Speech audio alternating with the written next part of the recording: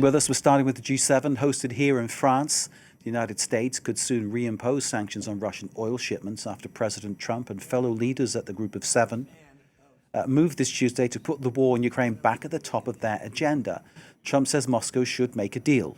If not, the swift reimposition of sanctions on Russia's oil could see Vladimir Putin's war chest soon emptied. It's now over 4 years since Russia launched its full-scale invasion.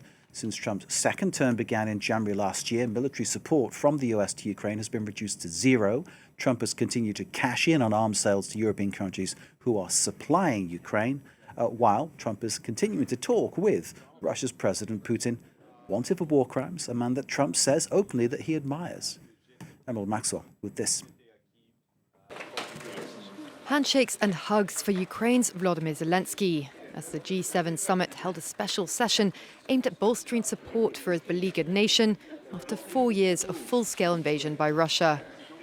After the roundtable, Zelensky sounded an optimistic note. It's great that everybody is understanding. Yeah. And it's great that Russia is not winning, and we have to push Putin to end this war. This is so important. As US President Donald Trump touts an apparent deal between the US and Iran, Kiev's allies are pushing hard to get ending the Ukraine war back to the top of Washington's priority list.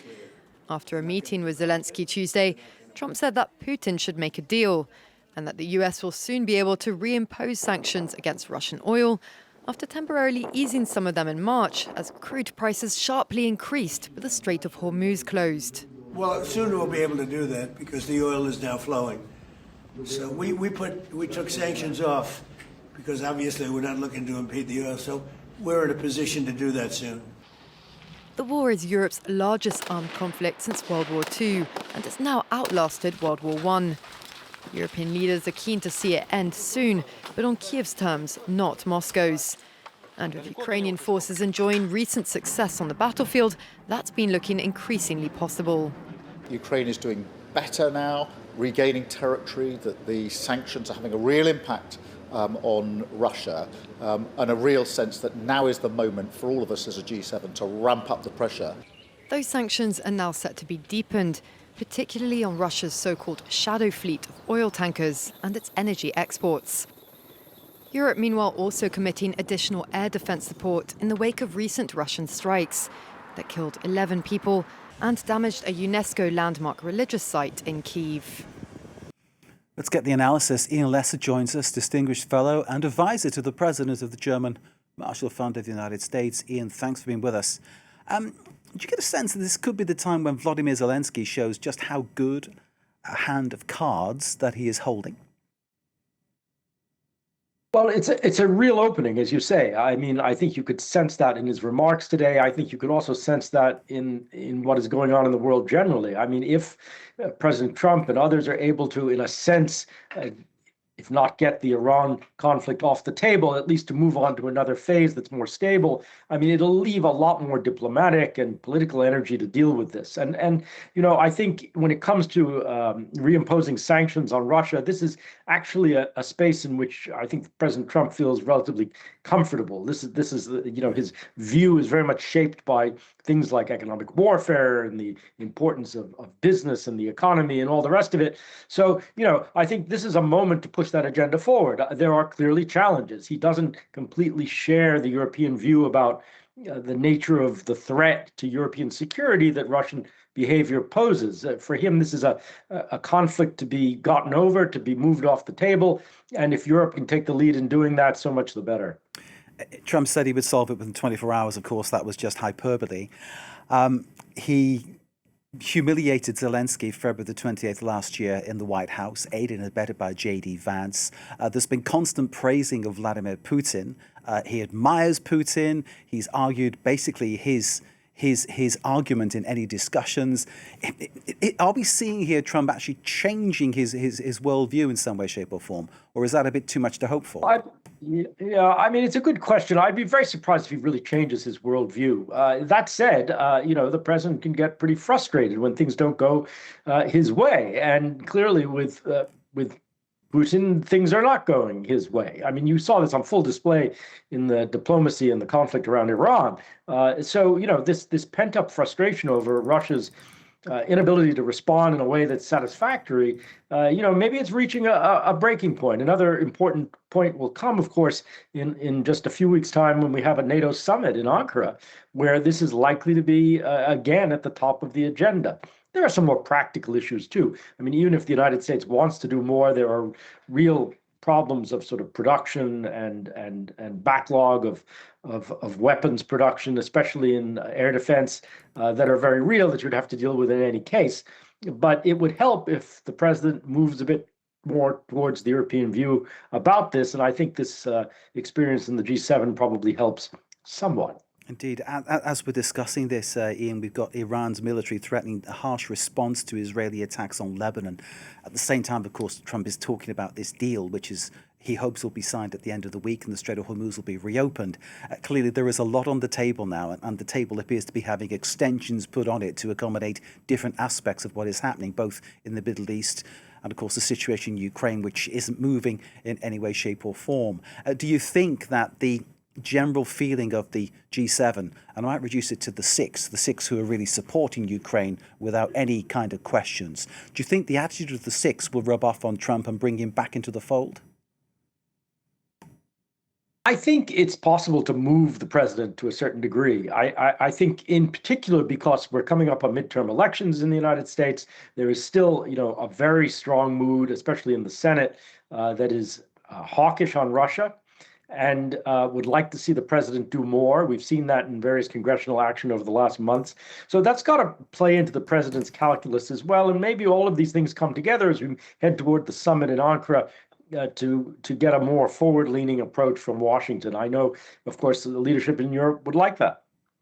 Do you think that the fact that Ukraine has created its own drone operation, created its own drone industry, crowdfunded, and is using that to fight back and has the technology that perhaps has now become world leading, is this in some way going to impress Trump to sort of want to deal with Zelensky more, deal with Ukraine more?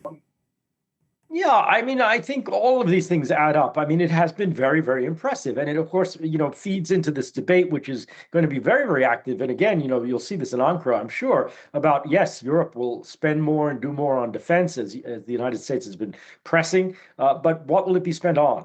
And there's a very vigorous debate about what that should be. Should it be traditional weapon systems, or should it be, more cutting-edge, innovative stuff Ukraine has been specializing in? And so all of this adds, in a sense, along with the relative battlefield successes Ukraine has had recently, all of this adds to a sense that maybe it's time for the United States to put a lot more pressure on Russia. That will be the expectation. We'll see what happens. Indeed, it's hard to imagine, though, isn't it, when you've seen and you've heard, as we all have, the conversations in the past that have gone on Witkoff goes to Moscow and smiles, that beaming smile at Vladimir Putin. They look at each other like great friends. And Trump bigging up Vladimir Putin, it seems, that any possible chance he gets to do that, openly saying he admires a man who is wanted for war crimes, who has started the war in Ukraine and continues to send many thousands of soldiers to their deaths. It's hard to imagine that it's really going to change, isn't it? If Trump is so far in the kind of Putin Kool-Aid sort of area. Well, there are many things we could say about this administration, many things we could say about the president and foreign policy. No one expected him to be so active. He's turned into a foreign policy president, for better or for worse. I mean, he is, if anything, unpredictable. So, you never know. He could surprise us. I take your point. I think, he has not demonstrated, a tendency to criticize even President Putin very strongly. That would obviously have to change. I think at base, there's also a very, big gap across the Atlantic when it comes to how this conflict is perceived. I think the administration tends to see it as, again, a political problem to be taken off the table and something for Europe to deal with.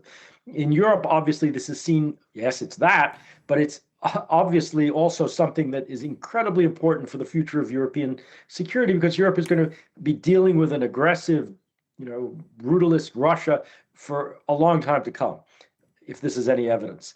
And I think it's very much in the president's view that this is, a challenge for Europe to deal with, while the United States looks elsewhere to challenges in the Indo-Pacific and other sorts of things. So there are some structural issues here that go beyond even the president's inclination to give President Putin, more of the benefit of the doubt than anyone in Europe is presumed, most people in Europe would be willing to do.